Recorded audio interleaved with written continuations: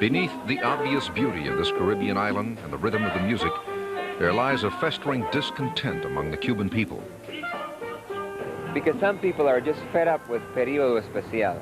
I mean, it's very nasty not to have soap, and not to have medicine, and not to have enough protein, and not to have enough transportation, have to walk so much, and people are just getting fed up.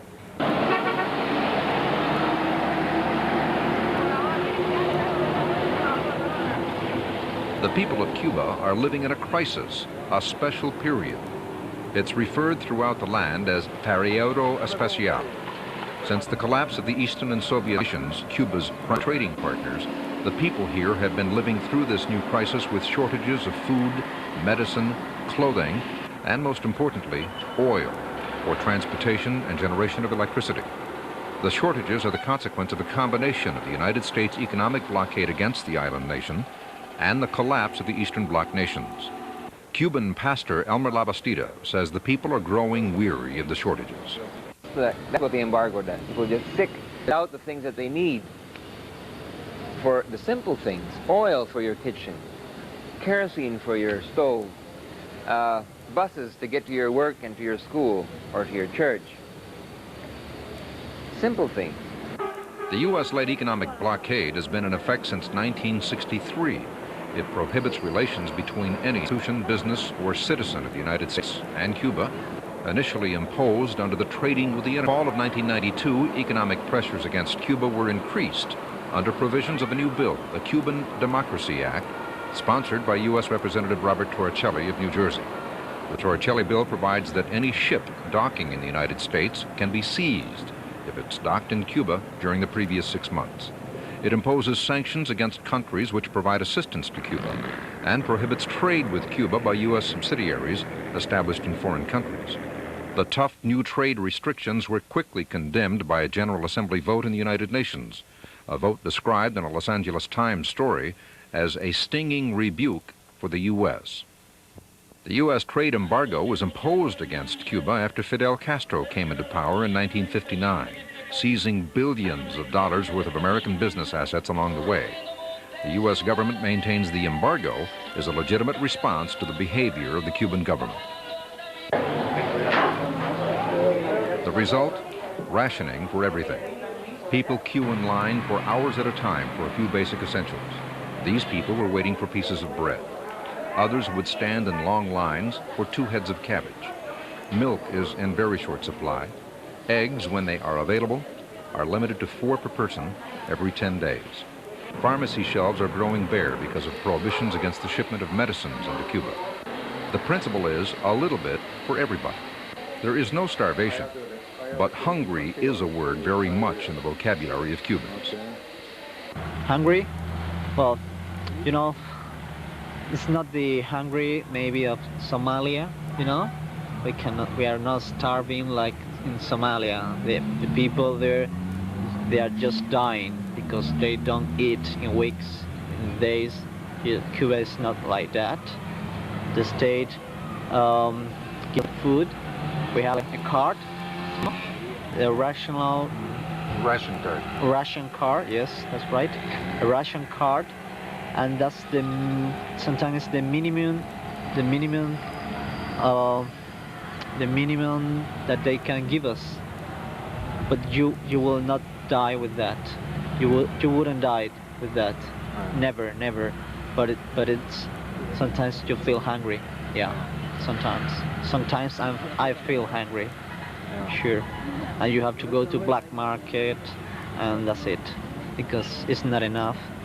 Rodrigo, not his real name, says the black market has become a way of life for Cubans in search of commodities in short supply.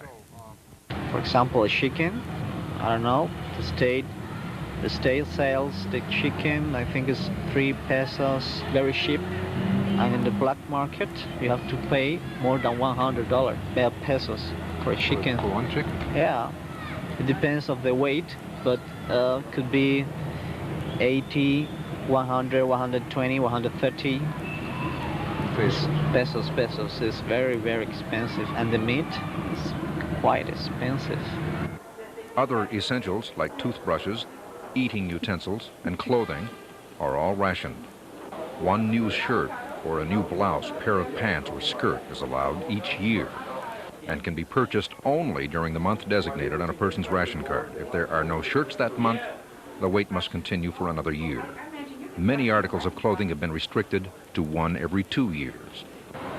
Gasoline is rationed to less than 10 gallons a month to private car owners.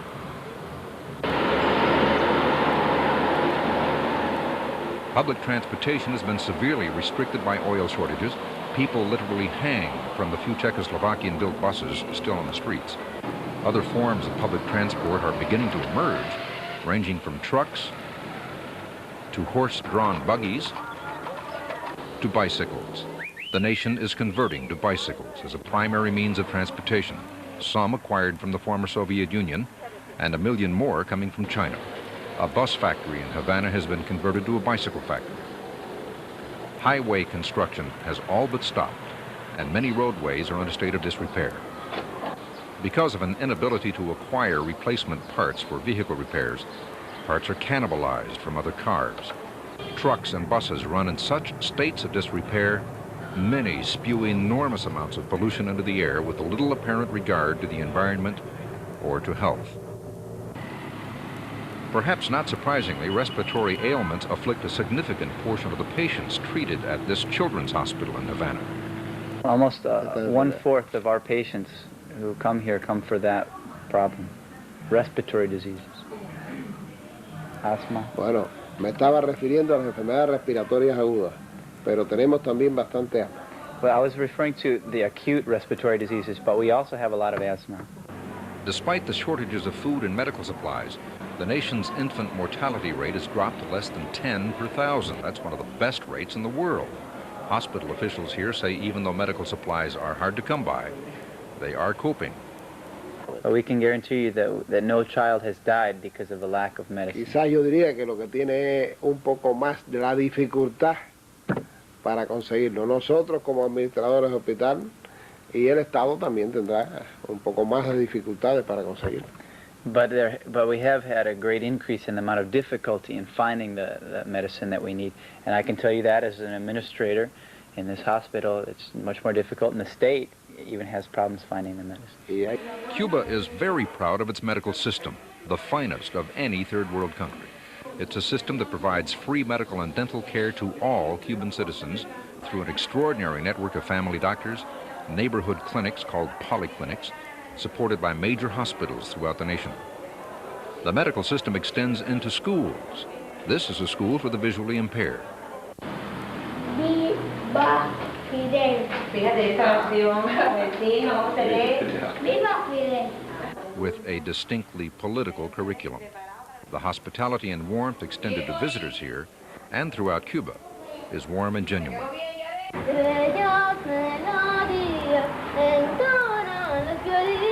Primero, segundo, prepárense para tocar. Echan melódicamente todas las violines y me alimenté dulcemente para tocar. Trompeta que suena, trompeta, la trompeta, la trompeta que suena, trompeta, la trompeta, la trompeta que suena, trompeta,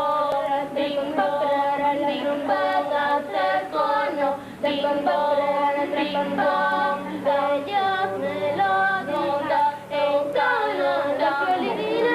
Primero, segundo, prepárense para tocar.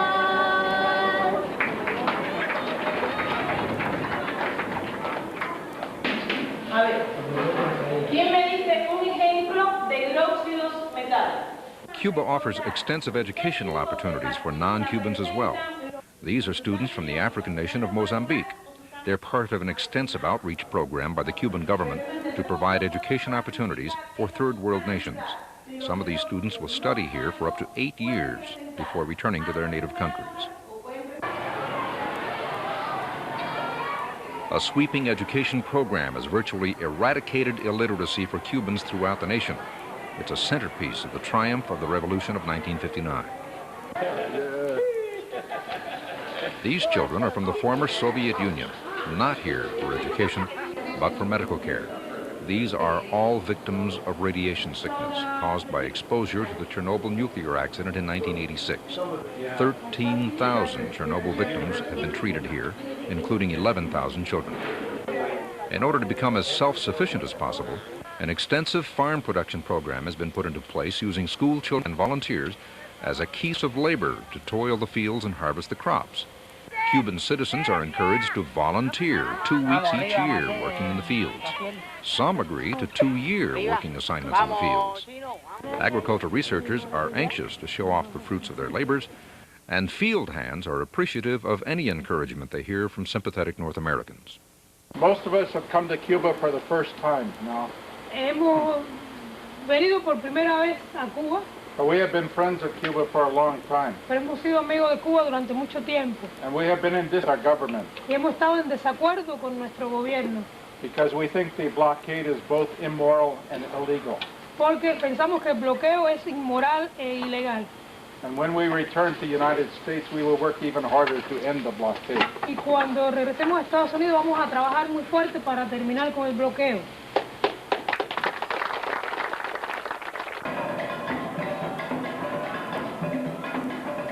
The Castro government is attempting to develop a vigorous tourist trade industry throughout the country with American dollars as the standard currency throughout the network. Cuban pesos are forbidden within the tourist network. The contrasts are striking between the highly rationed people of the local Cuban population and the privileged tourist groups. Tourists have access to the country's finest hotels, best food, clothing, even liquor, all purchased with American dollars. Some airport soft drink machines will accept only American dollars and dispense more than soft drinks. Cuban access to those luxuries is restricted and in most cases prohibited. If you would know Spanish, you would hear the expression of the people times in the lines. Sometimes they don't talk about Fidel as a person, but they talk about the government, about the state, and they make comparisons against tourists,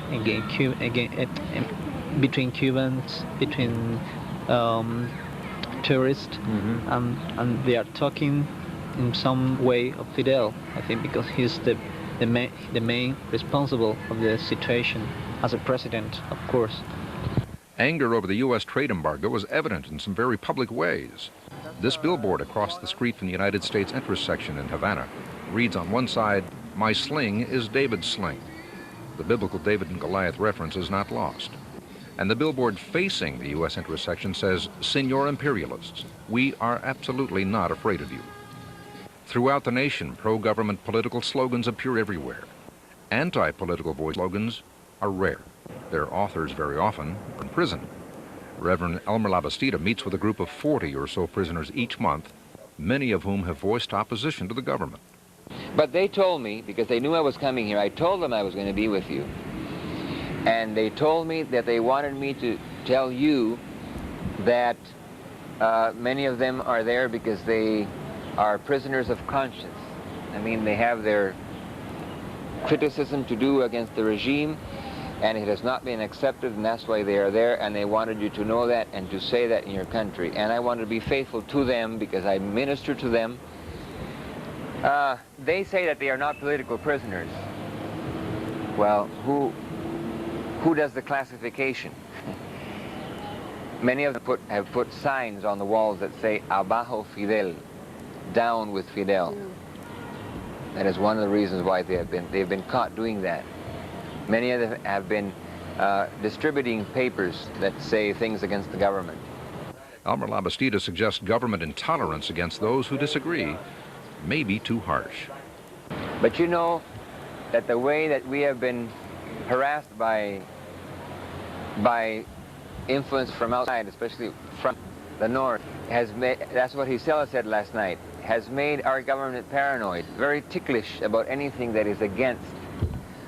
And this is something that we would like, that I would like as a Christian, to see an atmosphere of more possibility of expression, even very hard expression, because we do have, as we told you last night, the possibility of expressing our complaints against things that are going wrong. But maybe there should come, political level should come up because we see that many people have that concern, and it should be able to come up, and that the revolution can stand that. But so far, it's not easy because the revolution feels so vulnerable. It feels vulnerable. Another sentiment reflects the view of many in Cuba who have grown weary of the embargo, yet who remain proud, unwilling to bow to the U.S. economic pressures. In spite of the situation we have, the moral of the people is high. We have problems. The morale is high. Really, because there are problems raised from this situation of not having enough of anything. No, not enough medicine, not enough food, not enough. Well, and that brings uncomfort to the people, no. But in spite of that, I feel that the moral of the city, of the people is high. A new sense of acceptance is developing between Christians and communists. I'm a revolutionary people. I'm a woman in this country. I'm very happy. I'm a communist of the party, but I'm very happy to live with Christian people. I was educated in the Catholic way, so the revolution, for me, didn't want a contradiction between the Christian way of life and the way I live now. And I only want to have the health and the voluntary to do to my country the things that I have been doing to this moment, for a better future and for the goodness and for everybody.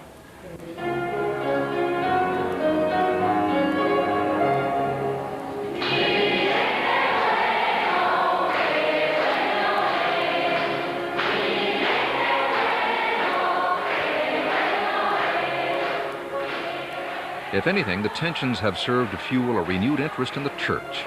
A change in the Constitution in October of 1992 expressly prohibits discrimination against Christians.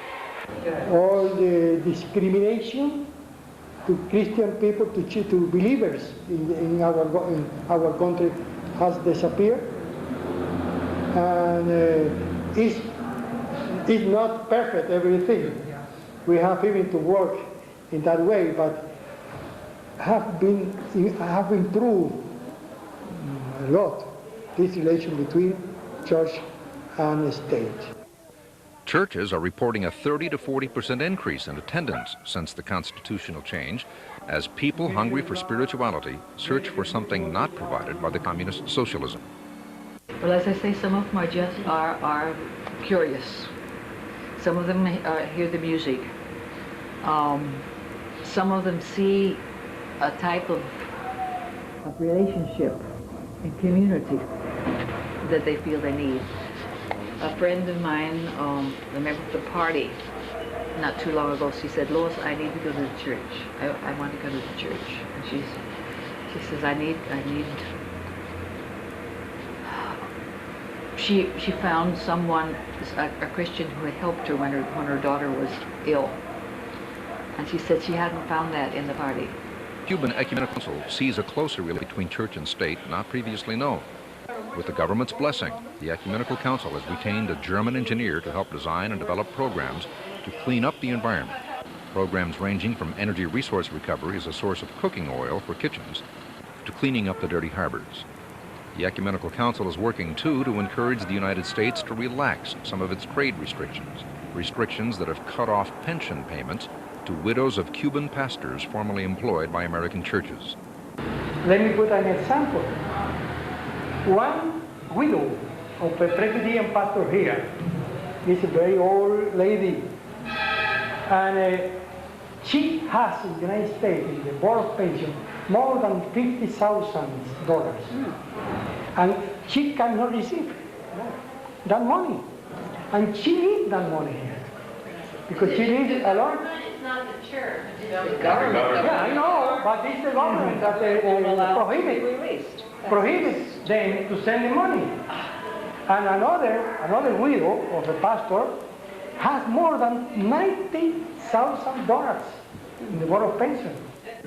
The Ecumenical Council and a number of Cuban pastors have requested a meeting with President Bill Clinton, hoping that as a church, They can do what the two governments have been unable or unwilling to do, and that is to start a discussion that could eventually lead to normalization of relations and an end to the economic embargo. Raul Suarez is one of those requesting the meeting. And we would like for you to pray in your churches for this meeting. Y que de alguna manera lo hagan saber al presidente Clinton que queremos encontrarnos con él. So that President Clinton can know that we want to meet with him. Creo que es importante. Because I believe it's important. Bush siempre oyó a los cubanos que están fuera de Cuba. Bush always listened to the Cubans who are outside of Cuba. Torricelli ha oído a los cubanos que están fuera de Cuba. Also was listening to the Cubans who are outside of Cuba. Hay que oír también a la iglesia. And now the United government also needs to listen to the church that is within Cuba. Eso es diabólico. This is diabolical to not let people have medicine and food. And the church cannot applaud this. Porque eso no es lo que no le gustaría. We want this to happen. Well, we have a hope that maybe in the future everything will be better. Good. And the church people in Cuba and many other people in Cuba, and I know that many church people in the United States and many people in the United States, we are praying together and working together in order to improve our relations.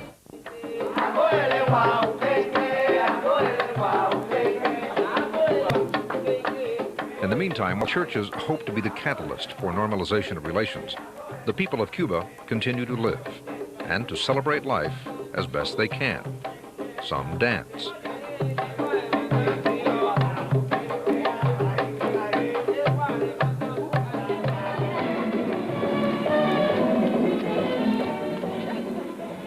These are members of the Poncho Players, an all-deaf mime troupe.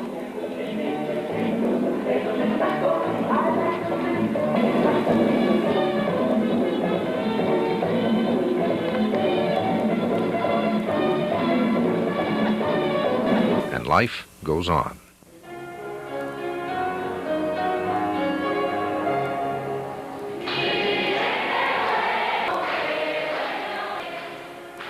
And you know, people think sometimes with the stomach, and that's the problem in Cuba. People are thinking with the stomach.